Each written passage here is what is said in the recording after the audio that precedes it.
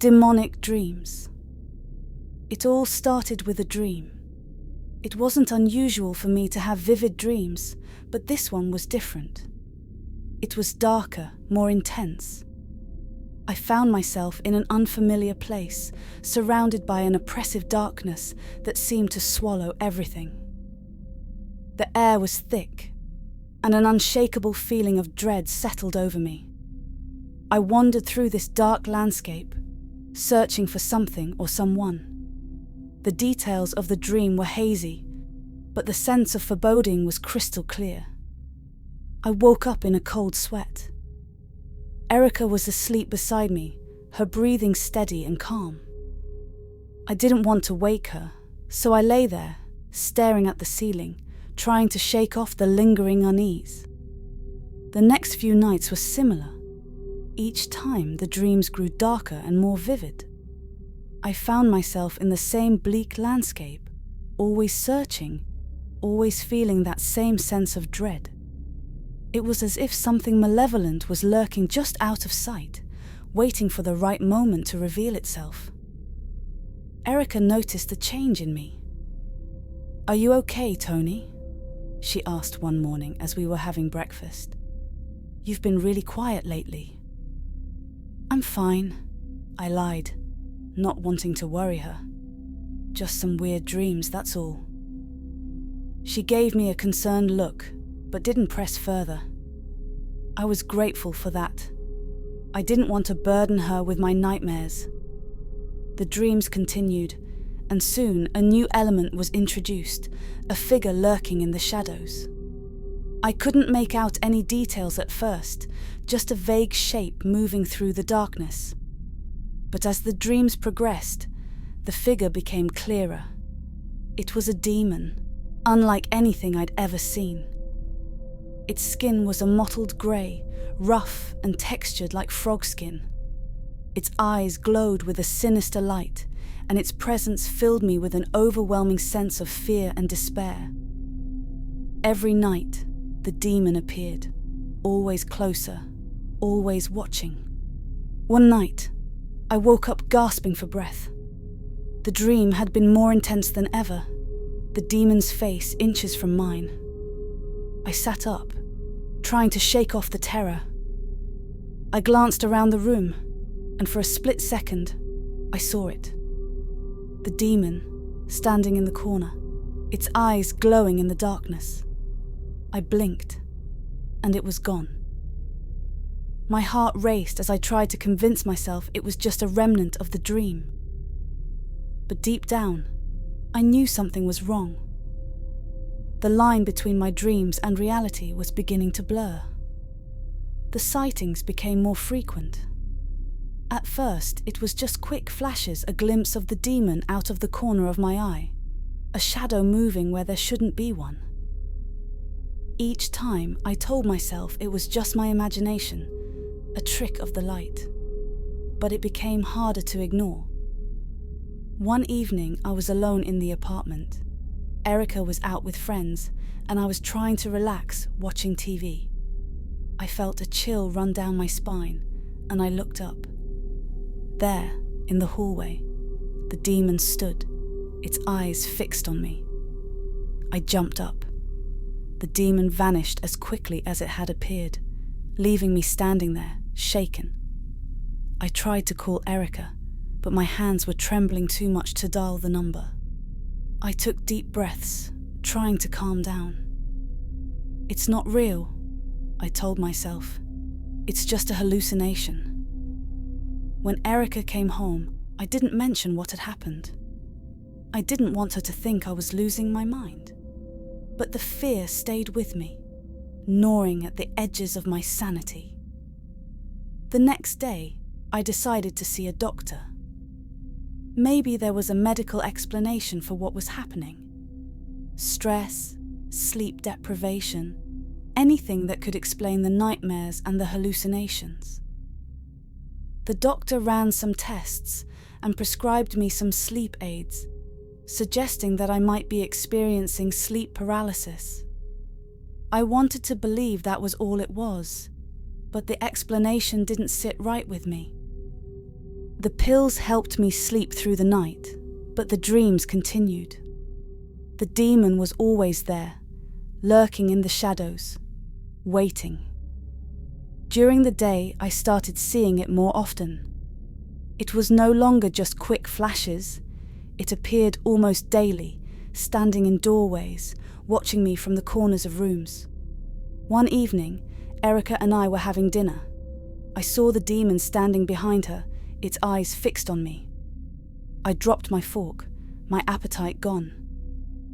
"Tony, what's wrong?" Erica asked, her face filled with concern. I couldn't lie to her anymore. "I've been having these dreams," I said, "and now I'm seeing things. A demon." Erica looked at me shocked. "A demon? Tony, that's serious. Have you talked to anyone about this?" "I went to the doctor," I admitted. "But the pills aren't helping. I don't know what to do." Erica reached across the table and took my hand. "We'll figure this out together. You're not alone in this." Her support meant the world to me, but the fear remained. I knew we needed to find a way to stop the demon before it consumed me completely. Erica suggested we look into the history of our apartment, thinking that maybe there was something connected to the place itself. We spent hours researching online, digging through old records and news articles. What we found was chilling. The building had a dark history. Decades ago, a man named Daniel lived in our apartment. He was a recluse, known for his strange behavior and obsession with the occult. According to the articles, he claimed to have summoned a demon and was later found dead under mysterious circumstances. The official cause of death was suicide, but many believed he had been driven mad by the demon he had summoned. The more we read, the more it made sense. The demon in my dreams, the hallucinations, it all seemed to be connected to Daniel's story. "We need to cleanse the apartment," Erica said. "There are rituals we can perform to banish the demon." I was skeptical, but willing to try anything at this point.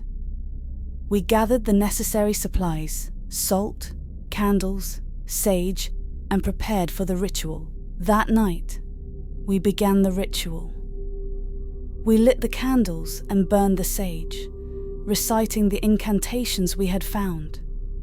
The air grew thick with the scent of burning herbs, and the atmosphere in the apartment became charged with an electric tension. As we moved from room to room, I felt the demon's presence growing stronger. It was as if it knew what we were trying to do and was resisting. We sprinkled salt in the corners of each room, chanting the words meant to banish the evil spirit. In the bedroom, the air became suffocatingly heavy. I could feel the demon's eyes on me, its malevolent presence pressing down on my chest. Erica continued the ritual, her voice unwavering despite the fear I knew she felt. Then it happened. The demon appeared, not as a fleeting shadow, but in full form. Its grey, frog-like skin glistened in the candlelight, and its eyes burned with an intense, hateful fire. I froze, unable to move or speak. Erica stepped in front of me, holding the sage aloft like a shield. "Begone!" she shouted, her voice strong and commanding. "You have no power here!" The demon let out a guttural growl, the sound reverberating through the room. For a moment, I thought it would attack us. But then, it began to fade, its form dissolving into the darkness. We finished the ritual, sealing the apartment with a final ring of salt. The air gradually returned to normal, and the oppressive feeling lifted. I felt exhausted and relieved. In the days that followed, the nightmares stopped. I no longer saw the demon lurking in the corners of our apartment. The air felt lighter, and the sense of dread that had plagued me was gone. Erica and I were cautious, still on edge from the ordeal, but we began to relax, believing that we had finally banished the demon for good. One evening, as we were sitting on the couch, Erica turned to me. "Do you think it's really over?" "I hope so," I replied. "I feel different now, like a weight has been lifted." She nodded, but I could see the doubt in her eyes. "If it ever comes back, we'll deal with it together." I took her hand, grateful for her strength and support. "We will." Life slowly returned to normal. We went about our daily routines, enjoying the simple pleasures of living together in our apartment. The memory of the demon faded, becoming a distant, almost surreal memory. Life went on, and we cherished every moment of it. The apartment, once a place of fear and darkness, became a sanctuary of love and light. We had faced the darkness and emerged stronger, ready to take on whatever challenges life threw our way.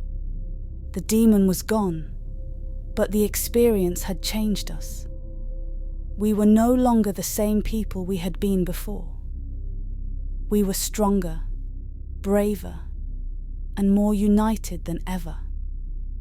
And we knew that no matter what happened, we could face it together.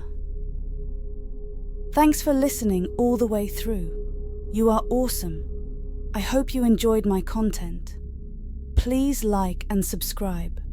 Until next time, stay spooky and sleep with one eye open.